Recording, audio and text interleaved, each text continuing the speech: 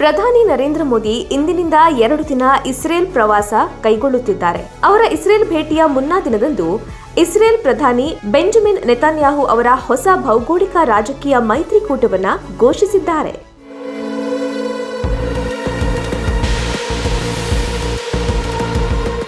ಇದನ್ನ ಅವರು ಮೈತ್ರಿಗಳ ಷಡ್ಭುಜ ಅಂದ್ರೆ ಹೆಕ್ಸಾಗನ್ ಆಫ್ ಅಲಯನ್ಸಸ್ ಎಂದು ಕರೆದಿದ್ದು, ಈ ಬಣದಲ್ಲಿ ಭಾರತವನ್ನ ಪ್ರಮುಖ ಪಾಲುದಾರ ಎಂದು ಹೆಸರಿಸಿದ್ದಾರೆ.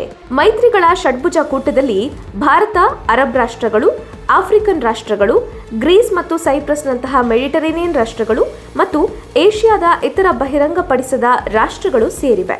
ಇದು ಸಂಪರ್ಕವನ್ನ ಬೆಳೆಸುವ ಮೂಲಕ ಆರ್ಥಿಕ ಅಭಿವೃದ್ಧಿಯನ್ನ ಹೆಚ್ಚಿಸುವ ಗುರಿಯನ್ನ ಹೊಂದಿದೆ.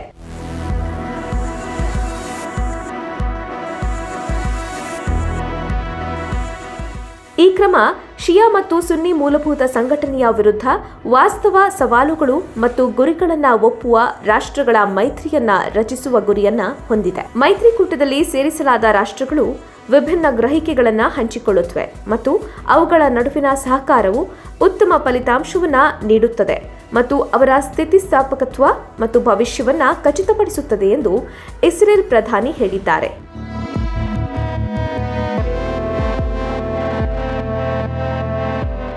ಪ್ರಧಾನಿ ಮೋದಿ ಭಾರತ ಮತ್ತು ಇಸ್ರೇಲ್ ನಡುವಿನ ಸಂಬಂಧವನ್ನ ನಂಬಿಕೆ ಮತ್ತು ಶಾಂತಿಗೆ ಹಂಚಿಕೆಯ ಬದ್ಧತೆಯ ಮೇಲೆ ನಿರ್ಮಿಸಲಾಗಿದೆ ಎಂದು ಬೆಂಜಮಿನ್ ನೆತನ್ಯಾಹು ಹೇಳಿದ್ದಾರೆ.